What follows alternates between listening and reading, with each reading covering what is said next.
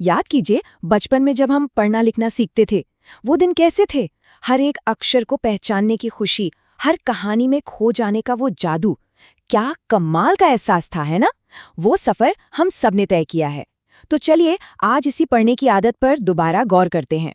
पर फिर न जाने कब और कैसे वो सिलसिला टूट सा गया। तो एक सवाल है जो शायद हम सब खुद से पूछ सकते हैं, हमने पढ़ना आखिर बंद कब कर दिया? और देखिए, ज्यादातर लोगों के साथ होता क्या है, जैसे ही स्कूल कॉलेज की पढ़ाई खत्म होती है, किताबों से वो बचपन वाली दोस्ती भी खत्म हो जाती है। जिंदगी की भागदौड़ में दूसरी चीजें जरूरी हो जाती हैं और किताबें, वो तो बस शेल्फ की शोभा बनकर रह जाती हैं। तो आइए हमारी इस पड़ताल के पहले हिस्से में चलते हैं, पढ़ने की वो खोई हुई आदत। समझते हैं कि आखिर क्यों एक इतनी प्यारी आदत धीरे धीरे हमारी जिंदगी से निकल जाती है। जरा इस बात को ऐसे समझिए, जैसे हमारे घर में रोज धूल जमती है ना, और हमें उसे साफ करना पड़ता है। बिल्कुल वैसे ही हमारे दिमाग पर भी रोज की चिंताएं, परेशानियां, फालतू की बातों की एक धूल सी जम जाती है। और पढ़ना पढ़ना मानो वही झाड़ू है जो इस धूल को साफ कर देती है। अच्छा, अब आते हैं उस सबसे बड़े बहाने पर जो हम सब कभी न कभी देते ही हैं, टाइम ही नहीं मिलता। चलिए जरा देखते हैं कि इस टाइम नहीं है वाली बात में कितना दम है। ये शिकायत तो आपने भी सुनी होगी और शायद की भी होगी। अरे यार, पढ़ने का टाइम कहाँ है, जिंदगी इतनी बिजी जो हो गई है। पर क्या ये वाकई सच है? आंकड़े तो कुछ और ही कहते हैं। पता है, सर्वे बताते हैं कि लोग एक हफ्ते में औसतन 35 से 45 घंटे सिर्फ टीवी देखने में निकाल देते हैं। सोचिए, ये तो लगभग एक फुल टाइम जॉब के बराबर हुआ। तो बात ये नहीं है कि वक्त नहीं है, बात ये है कि वो वक्त जा कहाँ रहा है। और बस यहीं से असली सवाल खड़ा होता है, मसला टाइम की कमी का है या फिर प्रायोरिटी का? क्योंकि सच तो यही है, जो चीज़ हमारे लिए ज़रूरी होती है उसके लिए हम कैसे न कैसे टाइम निकाल ही लेते हैं। शायद हमें अपना नज़रिया बदलने की ज़रूरत है। देखिए, मशहूर लेखक व्लादिमीर नैबोकोव ने कितनी बढ़िया बात कही है, पढ़ने में कितना टाइम लग रहा है इसकी फिक्र छोड़ दो, बस पढ़ते रहो। मतलब घड़ी देखकर मत पढ़ो, उस अनुभव में बस खो जाओ। तो ठीक है, मान लिया कि टाइम की कमी सिर्फ एक बहाना है, तो फिर पढ़ें क्यों? चलिए अब बात करते हैं इसके गहरे इमोशनल असर की, जिसे एक बहुत ही दमदार नाम दिया गया है, आत्मा के लिए कुल्हाड़ी। देखिए, किताबें सिर्फ टाइम पास या दुनिया की परेशानियों से भागने का जरिया नहीं है। कम से कम महान लेखक फ्रांस काफ्का तो यही मानते थे। उनके हिसाब से किताबों का एक बहुत गहरा मकसद होता है, एक ऐसा मकसद जो हमें अंदर तक हिलाकर रख दे।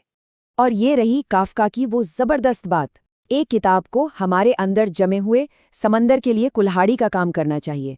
क्या मतलब है इसका? इसका मतलब ये है कि अच्छी किताबें हमें सुलाने के लिए नहीं, जगाने के लिए होती हैं। वो हमारी फीलिंग्स पर जमी बर्फ को तोड़ती हैं, हमें कुछ महसूस करने पर मजबूर करती हैं। और जब ये बर्फ टूटती है तो होता क्या है? मेंटल ट्रॉमा कम होता है, स्ट्रेस, एंग्जाइटी, डिप्रेशन से लड़ने में मदद मिलती है। वो जो अंदर ही अंदर खुद को बेकार समझने वाली फीलिंग होती है ना, वो दूर होती है। हमारी सोच को नई उड़ान मिलती है और हम कुछ अच्छा, कुछ बड़ा करने के लिए इंस्पायर होते हैं। पर रुकिए, फायदे सिर्फ इमोशनल लेवल पर नहीं है।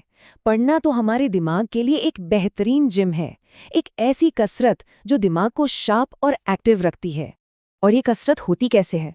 पंडित जवाहरलाल नेहरू ने कहा था, सबसे काम की किताबें वो हैं जो सोचने पर मजबूर कर दें। मतलब असली वर्कआउट तब होता है जब कोई किताब हमारे दिमाग को चैलेंज करे, उसे कंफर्ट जोन से बाहर निकाले। सोचिए, ये एक ऐसी मेंटल एक्सरसाइज है जो बुढ़ापे तक दिमाग को फिट रखती है।